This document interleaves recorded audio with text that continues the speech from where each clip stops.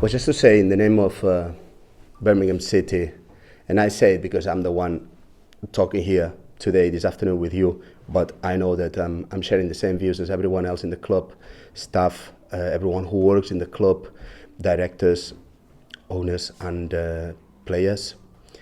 We wish the very best for Tommy, who's having a very tough week at the hospital. Some of our players and some of our people had the chance to meet him last year, and I know it's very important for this club. Everything that happens to our fans, and the club has showed that before. And as a spokesman today, I would like to show him the very best his possible recoveries, and I hope that he can come back to the stadium and see us play again. So, all the best, Tommy. Good afternoon. Good afternoon. 12 days since the Middlesbrough performance and results. Yeah. Another international break to navigate as well. Is it again been a balancing act between well-earned rest and getting some match minutes or training ground hours into the lads? Yeah, I think it was very. We use that time in the international break as good as we can, and I think now I'm very positive on our work these last 2 weeks after the Middlesbrough game. First of all, to digest what our last 5 games have been, because I kind of work a lot on blogs of a few games, and to know exactly how we are in the moment and where we come from. We did a lot of work on that, and at the same time, because the physical element is very important for us to be able to establish the pressing game that we want, and that we know that for us is the future as well, to link that pressing game with the ability of creating a side that is as offensive as possible. It was very important for us to coming from 3 weeks where the load was very high, because it was a lot of games in a very short period of time. So it was very important to build a microcycle where rest and recovery was very important, and we did that in the beginning of the last week. Midweek we started already to load the players a little bit physically and technically and tactically, and this week has been normal game preparation, and everyone is fine. To be fair, everyone is available, which is good, and I think that we made the best out of these 2 weeks preparation for this match. Given how well the players performed at Middlesbrough, was it a little bit frustrating that you had to wait a whole 2 weeks to play again? You want to keep that momentum going? Well, at the end of the day, it's our last game, and it's a little bit in the past, and there was some good points from that game, I agree, and some things that they were not negative but show us a way. Actually, it was very important for us because we managed to link a performance with the result against Middlesbrough, but the game that we made there is not far away from the game that we made at Derby, and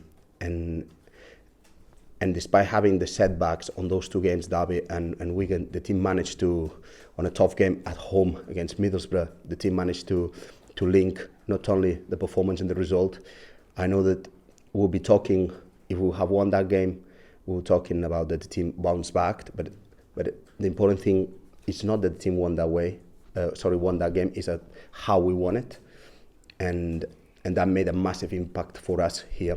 Our confidence is on as high as possible, and it can be, and the trust that we all have in our players is been proven, and the team is having a good moment. As part of that, we know what the game is, and that doesn't guarantee us a result on Saturday, but it did clearly show everyone who loves Birmingham City what we're doing, what we're trying to do, the progression that we are having since Brentford until now, and linking very well, not only trying to play a good football as the club wants to play, but as well linking it with the fact of developing young players, young talent, taking care of the future of this club, and making them not only play but perform and help us winning games, So that was the important thing for me from the Middlesbrough game. You talk about that emphasis on performances. Is the challenge now to make sure that the Derby performance and the Middlesbrough one becomes the rule rather than the exception? Yeah, of course. It cannot be the exception, because we've been working for that since we started. We did it at Derby, we did it at Middlesbrough. We did some really good spells as well in some of the games. Probably Middlesbrough is the day that we linked. We did it at Bristol City at home as well.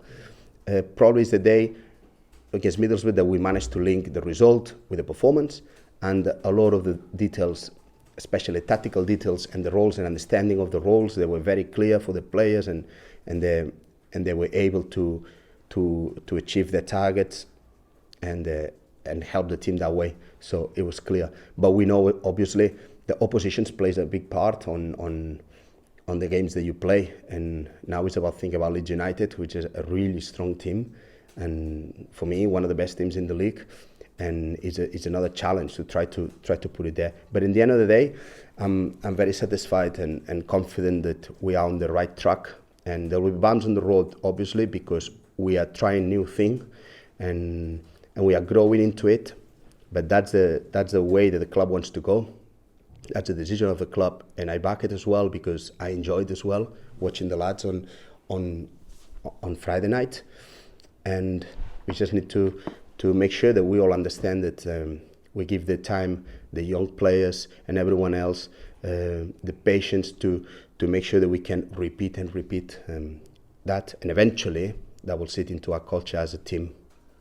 You mentioned that the confidence is as high as it can possibly be. Do you think that nights like that against Middlesbrough help the players to believe in the process and what we're trying to do?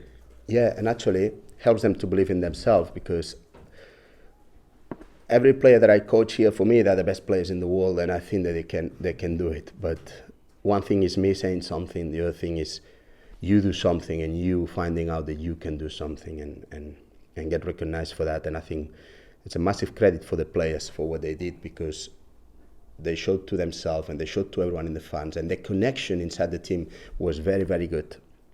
And not only the tactical connection, but as well the social connection between themselves, to be able to play at that intensity and at that belief, that has given them even more confidence and more belief. But obviously, we all know that it's a really good squad, and this squad is going to handle whatever you're getting thrown at. Is it possible then to play that way on the road against a very strong Leeds United team at Ellen Road? Everything is possible in life. I do believe that. Opposition plays a big part, because actually Leeds wants exactly the same as us. Attack. When they lose the ball, get it quick as soon as possible, get it back to keep attacking. That's exactly what we want. So it's going to be very interesting. I would say the Leeds is a little bit, possibly a year and a half ahead of us in the work, but we have a lot of confidence in ourselves. We have, for us, it's a game that we want to use it as a keep improving, and it's a fantastic test, fantastic challenge. It's going to be a great day. We hope that both teams put a good display and we can see a fantastic football game.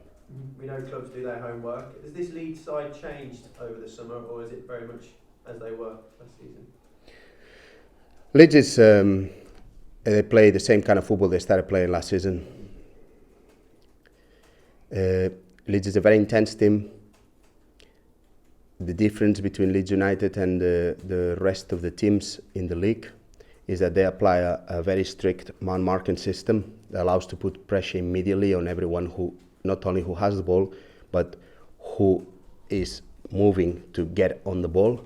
So that's a little bit the difference. They managed to do it on a really high intensity, because obviously that marking system is not effective unless you run at least at the same pace as the opposition. So obviously it requires the physical ability.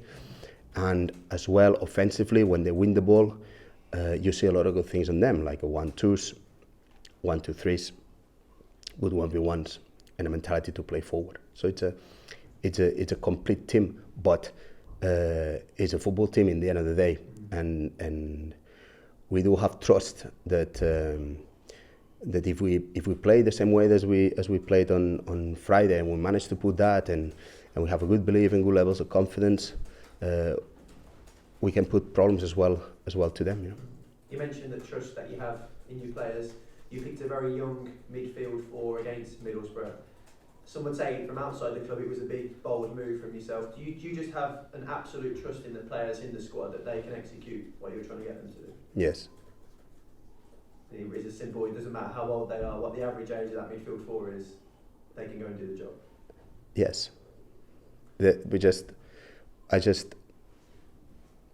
I don't know. I never ask anyone here, what's your age? I just see what they're doing in training, and I take decisions based on that. Mm-hmm. Such are the demands of the Championship. It's another 3-game week. Important that the whole squad are ready. All the players that if you need them, they can be ready to be called.